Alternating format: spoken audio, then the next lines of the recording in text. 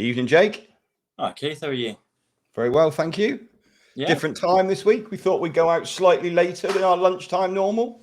Well, it just gives us something to look forward to in the evenings. That's what it is. Well, yeah. I mean, well, to be fair, now the clocks have changed. It's slightly different, isn't it? It's still light outside, which is nice. It feels like spring is on the way. It is really nice, actually, being able to just drive home and it's all light and the mornings are getting brighter as well. So, yeah, it's been good. Been a good week. Been a good week. Well, I had a good week last week. Well, that's what I wanted to ask you about was because you are looking tanned, and I've not properly caught up with you about the trip since you got back. So, very jealous. But you were away whitewater rafting, weren't you? I was away whitewater rafting. Yeah, I had a quick 6-day trip to Morocco with the group for the whitewater trip, which was amazing. Really good water levels. Weather was lovely, as you can check out by my tan. I mean, Is it a tan or a? I can't quite. yeah, no, it is a tan. I did have a shower this morning and try and wash it off, but it is a tan. Yeah, no, it was a really good trip. One that people just don't think of Morocco when they think of whitewater rafting, and it's just such a good expedition style trip that you feel like you're on a proper exped. I mean, the group, we had a really small group, which was nice. We had 2 rafts. One of the rafts carried all our equipment down, so I had all the tents in it and all the food, and they were paddling next to us with a couple of guides in their raft, and then we were in our raft. And yeah, the scenery was just amazing. Like, you're just going through like this Moroccan Grand Canyon all the way through, and yeah, the water levels were really good, and yeah, it was just a really nice trip, to be honest. It was nice to be away again, and I'm back now to get some work done for a few weeks. So the pictures looked really, really good as well. So we got we had a photographer with us as well on the trip, so I can't wait to see some of his photos. He's gone, like, it's not like me where I just take them and put them straight up. He's actually going to go and edit these photos. So it's to be fair, when you take the pictures, obviously it's of the group and the boat and things, but there's some pretty good action shots of you as well. Yeah, it was actually nice to see a picture of me on the trip, because I don't normally get to see. I even looked like I knew what I was doing in some of them, which is a rarity. Take your word for it that you've been out, but actually, yeah, there you go. There's proof. Yeah, so we are talking today. We decided that this week's episode of the Bucket List Adventure Travel Show is we're going to base it all on kit and answer any questions that people have got on equipment or kit for their upcoming trips. And obviously, kit lists vary dependent on trip to trip. And if you've got any questions, please do put them in the comments of whichever group you are watching this in, and we will come back and try and follow them and answer them. And we've got Tom as well, who's going to be posting some links to anything that, if we think about, we've discussed it before, or we've got a video of it, then Tom can put a link into the groups as well, which could be really helpful for you. So, I mean, where do we start, Jake? I mean, where do you think people should be going to get kit from? Oh, I think it's really difficult for people when they're booking onto trips, and then they're looking at all of these different places that they can get kit. If you haven't done loads of traveling and you haven't done loads of trips with us or any expeditions or anything like that, it can be quite overwhelming, and you're not quite sure what to get. So first of all, I'd say we're always on hand to give recommendations on kit, whether it's jackets, bags, boots. We're always around to answer those kind of questions. But in terms of places to start, there's places like Cotswolds Outdoors. There's other outdoor retailers that you can go looking for or go looking in. Those are really good because you do actually get the chance to try kit on. You can order online, and sometimes you can get better deals and save yourself a little bit of money. What I quite like to do is go into those outdoor retailers and try on, especially if it's boots, make sure that it is the right size, and then maybe have a look and see if I can find it slightly cheaper. People like you annoy the hell out of me. Oh, go on, here we go. Why is that? Well, no, because I used to have a kit shop. I used to, and it was so annoying when someone would come in and take all your time and all your advice, and then they go and buy it somewhere and save themselves £3. Like, we Well, are losing the outdoor, we are losing shops on the high street, and I think if we can support them, then we should be supporting them. So therefore, that is my rant over with regards to the shops. But having staff said, training that goes into people that work in outdoor shops, they know an awful lot of stuff if you go to a dedicated outdoor shop.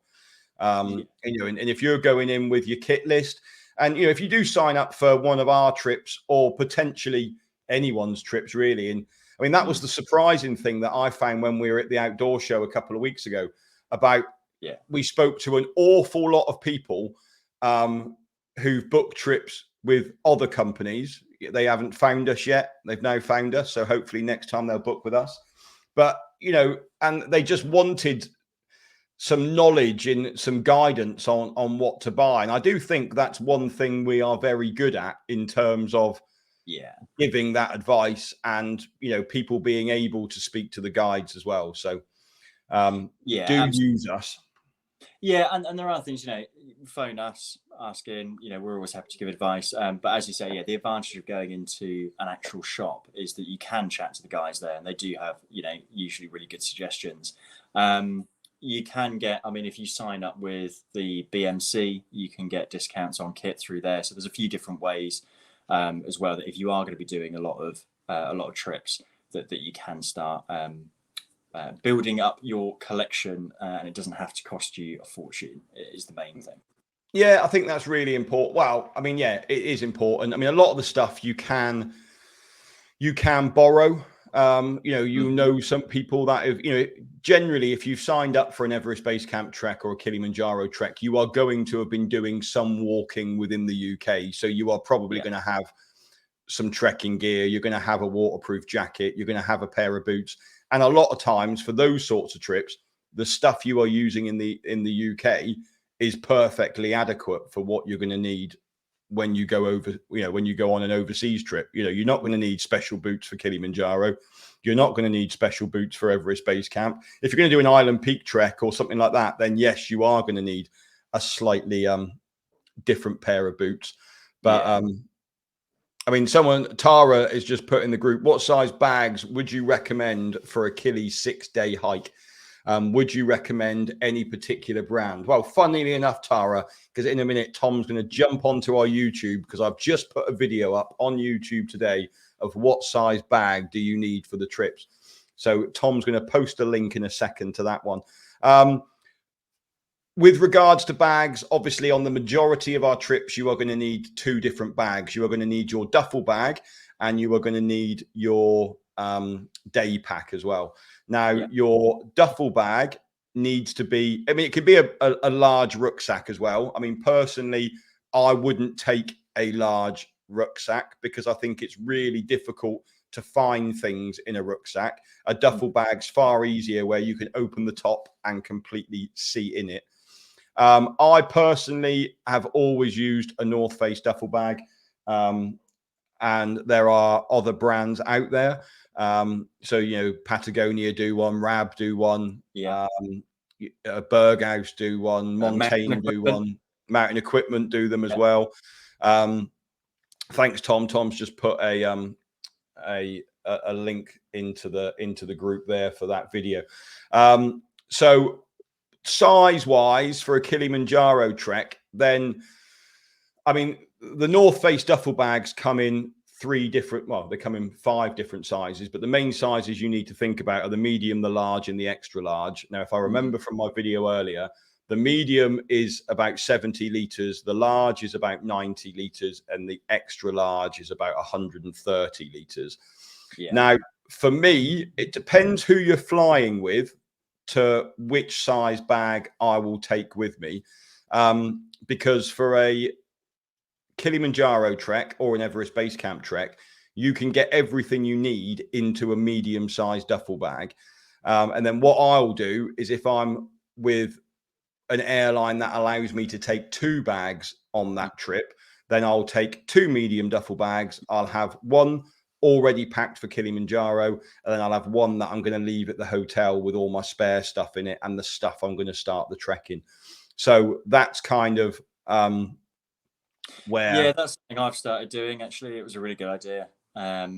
Yeah, you got that off you, pinched that idea from you, and yeah, it's something that I've started doing. If the airlines allow it, I'll take a little duffel bag to leave, clothes and equipment and things in the hotel, and it just means that actually, when I'm flying out, I've already packed everything I need for the trail. Yeah, exactly. Saves that hassle when you get into the country and you want to go out and you want to explore places like Kathmandu, and everyone else is kind of unpacking, frantically packing and unpacking their bags. Yeah, because you're always worried about it. So if you've already packed your bag before you've gone, and that bag's sealed and done, you haven't got to touch that bag. You know everything's in there. You've gone through the kit list. You've ticked it all off. You've packed it. It's good to go. If you can only take one bag, then you're probably not going to get everything you need. So you're probably going to need to go for at least a large one to get everything in as well. With regards to day packs, because you'll also need a day pack with you as well. I personally would go for a bigger than I actually need, again, because you don't want to be overfilling it and then have to get everything out to find something. So I kind of like a 35 to 40 litre day pack. Mm-hmm. I don't fill it up, but there's just plenty of space in it to put everything, especially on Kilimanjaro. When you start in the evening to go to the summit, your bag's going to be pretty empty. But by the time you start coming down, you're going to end up having to put all your clothes. So, you're going to start off potentially in minus something, and then you're going to be coming back down. You're going to probably be coming back down in the t-shirt and a pair of trousers, as opposed to 6 layers of everything else. So all of that stuff is going to need to fit into your day pack that night. So going for something slightly bigger, I think is always advisable. And for me, I think I've got a 35 to 45. I think mine is that I use now. Yeah. But somewhere around that 30 to 40 is plenty big enough for the trip. Another question coming from Paul around water bottles for Nepal. Would you recommend a filter bottle? Very quick answer. Yes, I would recommend a filter bottle. That's exactly what I'd be taking. Like I say, I've just done new kit videos for most of our trips. And if Tom wants to put the Everest Base Camp link to that YouTube video in the groups, that would be really handy. And in that one, I kind of go through your different options of what you can take on a trip. So you've got the standard Nalgene bottle, you've got your hydration pack that's going to go in your rucksack. And then now I don't take any of those. I take a water to go bottle with me so I can fill it from a tap, from a puddle, from a stream. I was using the water to go bottle last week in Morocco, and I was literally just filling it up from the river and then drinking it. No need to take water with me. No need for, to get rid of single-use plastic.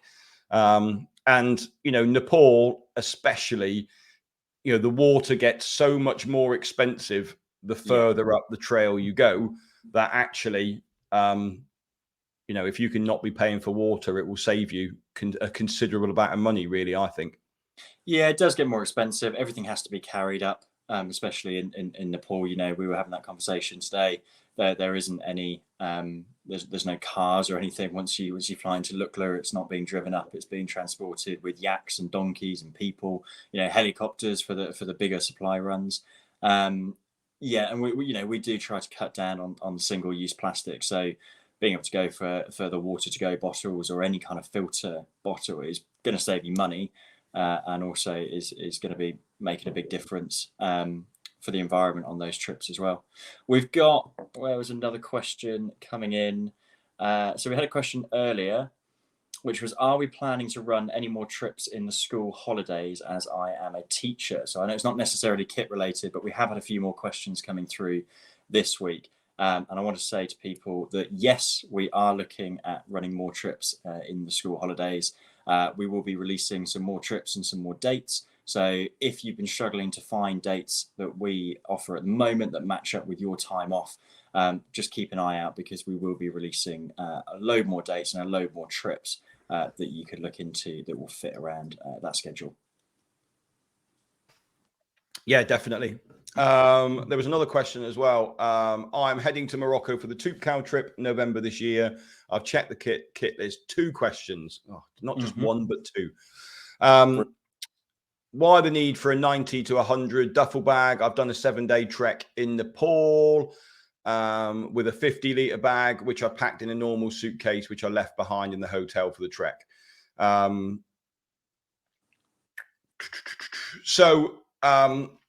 You do need a sleeping bag for the Toop Cow trek. That should be on the kit list, so we better double check that. But there should be a sleeping bag on there. There isn't really the refuge is warm, so you certainly don't need a super warm bag. Although November it is going to get a little bit more chilly, slightly lower down, but the refuge does get warm. And then, like I said just a minute ago when I was talking about bags as well, like, you know, the problem with, you know, when we go to Morocco, we can only take 1 bag with us. You know, you've only got the option of having 1 bag that you've then got to leave, and it's then whether or not you'll get everything you need for Marrakesh and everywhere else. And for some people as well, like, they haven't got the lightest, smallest kit. They have got big sleeping bags that do take up quite a lot of room.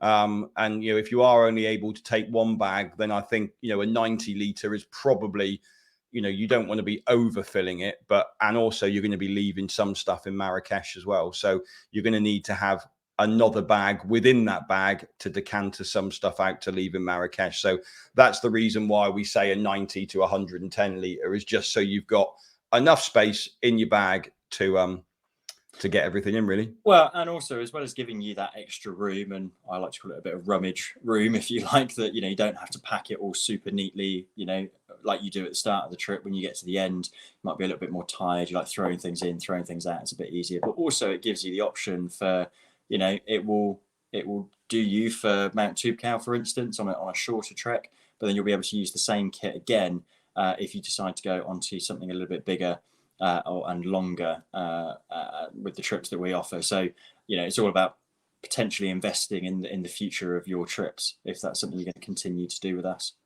Yeah, and I think as well, like, in terms of, you know, the large one, as I said in the video that I did earlier, like, if you're only ever going to buy 1 duffel bag, then the large one gives you the most sort of adaptation to use it on all of the trips, really, if you're only ever going to go and buy 1. So we've got another question coming in saying, how strict are they in terms of weight restrictions on the Lukla flight? Very strict is the short answer. That's the answer to that one. They are very strict. Yeah, so I mean, you know, as we know before, you know, your bags do get weighed before you get on the plane. You are allowed a 15-kilo weight limit on the bags, and the problem as well is they weigh them as a group.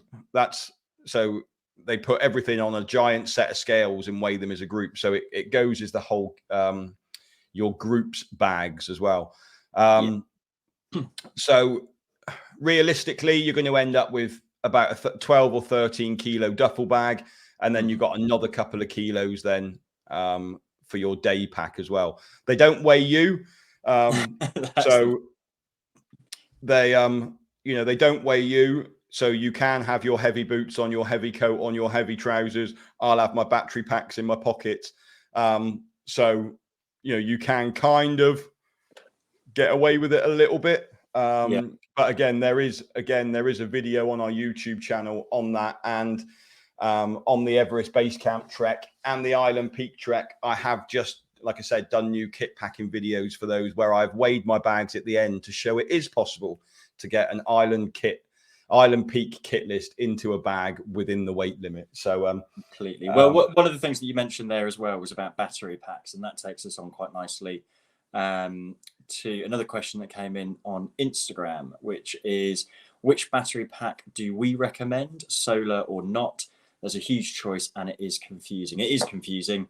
There's so much, and I think sometimes that's the problem with all the kit, is there's so much choice available that can be quite daunting and quite confusing. So again, we're always there for you to drop an email.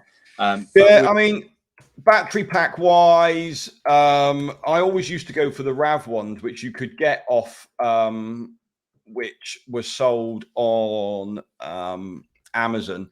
But Amazon have stopped selling them now, so you can't get them anymore. The highest you can take on an aeroplane, I think, is 28,000 milliamp hours, I think, is the biggest battery pack you can take. So I think the ones we used to get were around the 26,800. I think it was the biggest one that I ever got, I think. So there are some big ones out there. You can get like 42,000 ones now, but you might get away with it. But I know there are some airports where you have to get them out and show them. So you might be a little bit kind of, but the Anchor ones are really good. I quite like the Anchor ones. I'm just trying to see now. I've had people take those on some of our longer treks. I think when you're talking about solar or not, I think one of the things that you should consider is the length of trip that you're on.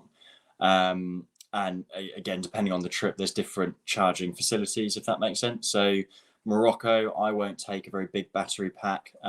Usually they tend to be heavier, not all the time. But that's something where if I'm only going to need to charge for a couple of days, I don't need to go for the big one. Whereas Everest Base Camp, Gokyo Lakes, Island Peak, you're going to be out for a lot longer. I have had people who have taken the solar chargers before. Mixed reviews, so I think do a little bit of research into the reviews on them, because I personally wouldn't take a solar one. Well, some people have come back and said they were really good, and actually they saved themselves, a little bit. When you do the Everest Base Camp trek, you're in tea houses and you can pay to charge your phones and actually even your battery packs. And it will depend on the tea house how much they're charging you.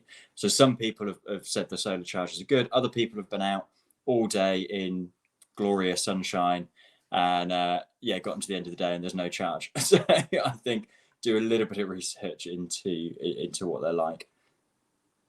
Yeah, I mean, I've just put a link to one there. I've just found one actually on Amazon that looks really good. And it's 26,800 and it looks super slim and super lightweight. And they've also got a sale on it, which for £25.98 with 35% off it seems to be a bit of a bargain. So have a look at that one. And then whilst we are on the battery packs, Sean's just made a point there of making sure that if you are going on a trip, that your battery packs go in your hand luggage, not into your main bags, because we have had people's bags pulled off aeroplanes. India has a really bad, they really don't like them. And we had some people whose bags didn't follow for another 3 days after the trip. So, make sure your battery packs do go in the... I had it before. I was traveling to New Zealand and I left one of my battery packs in. When I got the other end, fortunately, the luggage had made it, but I had a note from airport security that they'd removed it, and never saw that one again. So be warned. There was another question about kit for Patagonia as well. Now, with the Patagonia trip, on the trek itself, you are carrying all of your own kit for the trek. Now, you don't need to have a sleeping bag because they are provided for you, and all of your camping kit is provided on that one. So you're going to need to have a big enough day pack to allow you to pack enough clothes in it to get you through the 4-day trek that's there. So actually, duffel bag wise, a 90 litre is going to be fine for you to travel around the country and do all those bits, but don't go with a 25 litre day pack. You are going to need a 45 litre day pack at least, so you can carry enough of your trekking kit to last you through that time. So with regards to Patagonia, grab the kit list, see what's on it. But you're only going to need your trekking clothes for those days, and all the other bits and pieces are going to be provided as well. So don't take too much stuff with you. Someone's just said that they've got that battery pack that I suggested, and it's very good. So maybe I might order one of those and test it myself, because mine are actually, I've got the same size as that, but they're very heavy, and on some trips I'll end up taking 2 of them. So actually, might be a way of reducing some weight down by getting those. Yeah, have a look. because they can be really heavy, and that is something you need to factor in with the packing and weight restrictions depending on the flights and things like that. So it does make a big difference. Yeah, I think the other thing we haven't covered off is hiring kit. Like that's something that I think actually is a major possibility. I know. I'll just find the link to it now. Rab Equipment have got a really good hire solution on their rentals, and you can rent stuff from 3 to 21 days on theirs. If you're going to go and do a trip, for example, like Island Peak or Mira Peak or Amadablam, or one of those style trips where you need a super warm sleeping bag or you need a super warm jacket that you're never going to wear again, then actually, why go and buy it? You could go in, hire one for the duration, and then just give it back at the end of it and have some really good kit. That would be my suggestion on those ones. Yeah, no, I've known people that have done that in the past and sworn by it, especially as they're starting at the beginning and they're building up and they're not necessarily wanting to get it all in one go. It does give you the option, so it's really, really useful. I mean, the other one as well is a really good group to join, which I've just put a post again into the group now, is Outdoor Gear Exchange on Facebook. Now, obviously, you're all on Facebook because you're here watching us here. It is a really good Facebook group where lots of outdoor individuals will post their old gear on it. Stuff doesn't fit. They've bought it for one trip and then they're never going to use it again, so they put it on there. So it is a really good group to join, see what stuff's coming up for sale, and then potentially, I mean, you could do the same thing as well. If you did want to buy your own kit, then you could get rid of it on Outdoor Gear Exchange afterwards if that's the way you wanted to go about it. Or you could go into our bucket listers group where all of our customers are and see if anyone in there wants to buy it after you've used it, because they might be having exactly the same problem and thought process as you did. So that's a really good idea, actually. Really good. So that's another solution for you to have there as well. I did have another idea then, but it's just completely gone out of my head whilst I was on that one. So you just have to do many of them. That's the problem. I know, it's just a constant all the time. Must be exhausting. Yeah, it's just exhausting being me anyway. But so I mean that's the hire in the kit. And the other one, that's what was in my head. I knew it would pop back in a second. Is if you are doing like one of the Island Peak trips or the Mira Peak trips, you can hire that equipment out there. And it's one thing that I've put in the new Island Peak packing video that I've just done, is that actually, when you get to Chikung on the way to Island Peak base camp, like you can pick up all of your gear that you need there, i.e. your climbing harness, your helmet, your ascender, the stuff that you're probably not going to have in the UK. It is heavy. And you're probably, unless you're starting your mountaineering career, never going to use it again. So actually you could hire it whilst you're out there. It also means that you're not putting it in your bag for the flight to Lukla. So therefore it's going to give you a bit more weight allowance on that flight as well for your other stuff. So, I mean, we can basically get all of that sorted out for you. So, when you look at the kit list, don't think, oh, I need to get all of this, because some of that stuff we can hire in the UK, in Nepal itself as well. So what are some bits of kit then that you would always take with you? What's some bits of kit that you never go on expedition without? A pair of shoes. I would have said flip-flops for you. I don't. Yeah. Well, again, flip-flops. Yeah. So things that I would, well, obviously a sleeping bag is always is on most kit lists. And that's one thing that I've never scrimped on. That's really cool. I mean, my sleeping bag weighs just under 700 grams and is a 4-season sleeping bag. It's a down bag. It's super lightweight. It packs up really small, which does then help to allow me to take other luxuries that I wouldn't have. I mean, we see some people, and there's nothing wrong with this. They've got a 2-kilo synthetic sleeping bag that's super bulky and takes up most of their duffel bag. And, that's fine. There's nothing wrong with that. But obviously at that point, I've got an extra almost 1.5 kilos of other things that I can put in my bag because I've got that sleeping bag. And, you know, we had this conversation offline before we came online, and that I've been doing this job for quite a lot of years now. And I've got some pieces of equipment that are probably older than you, Jake. I think I know you've got some equipment that's older. Yeah. But yeah, they cost me quite a bit of money when I bought them. But the way I kind of look at buying kit now is not that piece of kit cost me £500. I'm like, I'm not going to replace that piece of kit for the next 10 years. Yeah. And, you know, so actually that piece of kit is cost me £50 a year to use it constantly. And that's kind of how I make my buying decisions now on kit. I mean, I remember a conversation with someone that we both know very well when I took him on his first expedition to Kilimanjaro. And he wanted a duffel bag. And I said, just go and get yourself a North Face one. I said, or go to Cotswold. They're always selling the mountain equipment duffel bags. Like they're always on sale always on sale. Yeah, always on sale. It's like the DFS of sofas for mountain equipment bags in Cotswold. It is.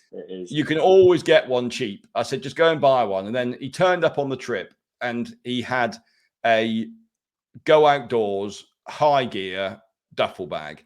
And he was like, this will be all right, wouldn't it? And I'm like, yeah, it might last your trip, but you're probably going to be throwing it out. No, I won't. It'll be fine. And literally, he broke the zip on day one. Like we were duct taping his bag together so that stuff wasn't falling out as he was trekking along. So, you know, I think, you know, you can buy cheap, buy many times, or you can buy expensive and buy once. And I kind of go down the buy expensive and only buy once. Now, like I said, if you're not going to do this stuff all the time, then go and hire it and get good kit and hire it rather than going and buying cheap kit and then end up throwing it away at the end of it. So I think that would be my kind of suggestion on it. What other pieces of kit? A good head torch. Yeah, that's really important. I would say I carry that on every single trip. But, you know, you want something that's going to light up the floor in front of you. You're going to want something that's got a good battery life. You know, you certainly don't want to be walking up Kilimanjaro at night with, you know, the smallest beam of light in front of you. You're going to, I mean, most people with my head torch turn theirs off because I light up the path for them as well. But, you know, you are going to... Sun is the only way that I can. It's like they've squeezed the sun into a head torch for you. I just like it. What else? My X-bed booties, depending on where I'm going. Yeah, actually, no, I'll agree with you because I've got some North Face ones that I got as a present actually. So it's always good to ask at birthdays and Christmases and things like that for outdoor kit. And yeah, tea houses, anything on Kilimanjaro, Morocco. They're nice to have warm feet. Really nice. And it's change out your dirty boots. You come into the tea house, you've got a light pair of slippers. You know, it sounds a little bit silly, but they're really comfortable. That makes a big difference, especially after you've been trekking all day, to change into a clean pair of socks and some nice comfy footwear. Yeah, and I think, you know, the other things like a good layering system. Like if you can build up a good layering system with, you know, good soft shell jackets, you know, a good synthetic insulated jacket or a down jacket, you're waterproof, you know, that's what's going to keep you warm. You know, it's no good just taking with you a big thick down jacket and saying I'm going to be warm, because you're either going to be warm or you're going to be really, really warm. Like you need to be able to sort of regulate that heat, and you're not going to be walking. I mean, how often do you ever put your insulated jacket on when you're actually trekking? Rarely. I mean, you know, I think when I start off, so summit nights, if we leave a little bit earlier to go to Everest Base Camp when we're coming back, if we go in the afternoon when we're coming back, then I might throw it on. If we're having a rest, I think it's really important to keep nice and warm. So when I stop, I tend to throw an extra layer on. But when I'm trekking, you know, it's a t-shirt, a mid layer, you know, maybe a jacket, a light jacket, like a light down jacket over the top. but I'm constantly alternating between those that layering system. One of the things that we always say on our trips is you want to start a little bit cold, not hypothermic. You want to start a little bit cold, because actually one thing that I find on all of our trips, especially at the beginning when groups are getting into the routine of it, is that we'll start the day, we'll start hiking. It's a little bit fresh in the morning. Everyone's got loads of layers on, and I say just start a little bit cold. You'll warm up quickly, and sure enough, 10 minutes later, we've got to stop. People are stripping layers back because they've warmed up. So yeah, in terms of big jackets, they're important to have, and I definitely wouldn't go on some of the trips without them. But a layering system is the most important, 100%. Yeah, and I mean, I've just put a link in as well to Alp Kit, because I do love Alp Kit gear. Yeah. And the thing I love about Alp Kit is like everything they stand for in terms of they manufacture their own gear, and you can only buy their gear through their website. So you're kind of cutting the middleman out a little bit. And they do some really good insulated jackets. Like they do some great walking poles. So yeah, I think have a look at Alp Kit as well, because there is some good stuff. They do some good head torches. They do some good sleeping bags. I think on both, I've done a blog post on best down jacket for Everest, or best insulated jacket for Everest Base Camp, and best sleeping bag. And both of Alp Kit appear on both of those lists is my top ones to take. So do check out the Alp Kit website as well. Sean's just had a question over email. What kit do you recommend for Vietnam and Cambodia and Thailand in November? Shorts, t-shirt, and flip-flops. There's my answer. So Keith uniform is what we call it. Standard bucket list uniform. No, yeah. I mean, we are going to Vietnam. We're going to Thailand in November, December. And we're going there in their peak season weather time. Obviously you are going to need slightly more than flip-flop, shorts and t-shirt, but it is going to be very dry. It is going to be very warm. You're certainly not going to need an insulated jacket and a layering system, and a pair of swimming trunks to go scuba diving in. That's pretty much the kit list for that. I mean, that's one of the easy kit lists to, not quite as easy as the scuba diving trip to Gozo, because that literally just is a towel and a pair of swimming trunks. That's all that needs to go on that kit list. But yeah, you look a bit getting on the plane, but once you're there, it's all right. Yeah, that was the problem coming back from Morocco. It was like 33 degrees in Morocco when did I come back? Saturday. And it was like, I really don't want to put trousers on in Morocco to get on the plane. So I did resist and came off the plane at about 11 o'clock at night into Stansted with a t-shirt and a pair of shorts and flip-flops on. But yeah, we were having this debate the other day about what do you wear on planes? What's appropriate? What's not appropriate? You trackies, shorts, jeans. I'm never a jeans for aeroplanes. I find them a little bit uncomfortable. I mean, I think again, it depends on the length of the journey and what the temperature is going to be like when you get off the other side. I would generally, if it's going to be warm when I arrive, then I would wear shorts. But what would you wear on a plane, Jake? Well, I feel like I don't want to admit it now because it's going to make me a psychopath in front of whoever's in there watching. But weirdly, I would wear a pair of jeans. I would turn up in jeans and a t-shirt, usually bucket list jacket, and that's what I'd end up wearing on a plane. I think I just see it a bit more like maybe it's because I do it for work, but it's a bit like getting on public transport, like a bus or a train. I wouldn't. You wouldn't get on a bus or a train in a pair of shorts either. Well, no, if it was really hot, but not normal. I wouldn't be wearing my pajamas, which other people in the office were basically saying that's what they would travel in. Yeah, so I don't own a pair of pajamas, so I wouldn't wear pajamas. But I'll admit I'm on my own on that one. But there we go. Maybe some other people can comment in. There's got to be someone else out there, or maybe I am just completely mental.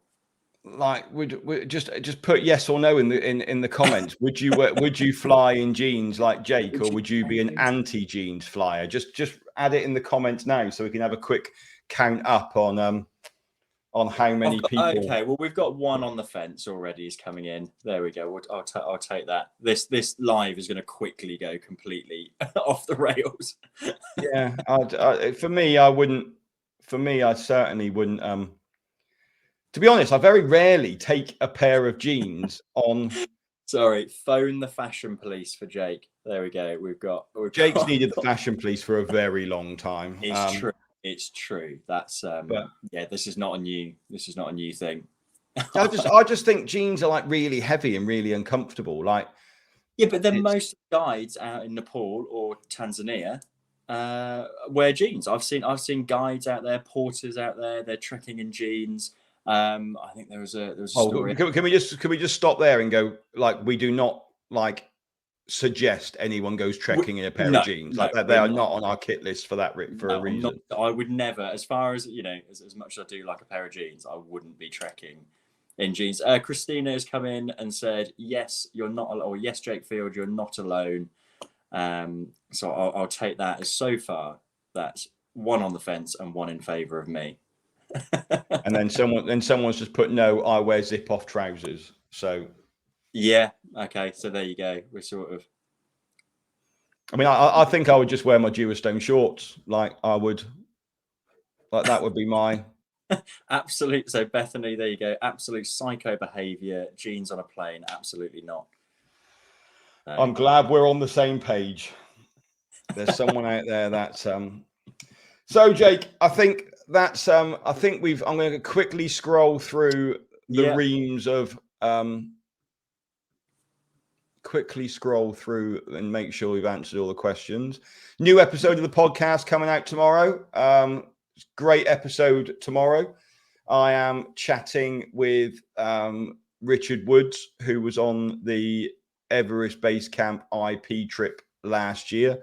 The episode is called "When Things Don't Go to Plan." So it's I'm really looking forward to this one. And we take the mick out of you as well, Jake, actually. So there is a little bit in there that you'll have to listen to it now and work it out. But there is a couple of little Jake jokes in there. But yeah, and of course, for those that don't know, Richard was a finalist on The Apprentice back in 2015. So it was great chatting with him. And if you remember, if you do listen to the podcast a couple of weeks ago, I actually interviewed Dennis Woods, who was actually Richard's dad, and we were discussing the North Pole and the South Pole, which Dennis has been to both.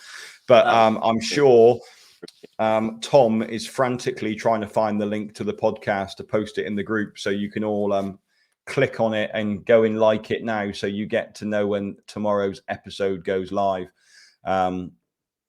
But it would be, if you are listening and you are listening now, could you just go to the podcast and just like it anyway, because it's just really good for our podcast stats if people like it. And that was really surprising, wasn't it, Jake, at the Adventure Travel Show?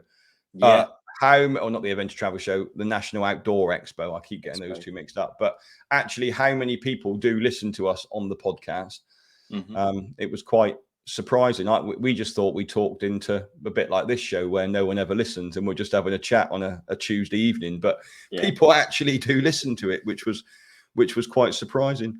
No, it was really good. Yeah, loads of people coming up. I say loads, but people were coming up and saying that there was loads. There actually was loads. There actually was.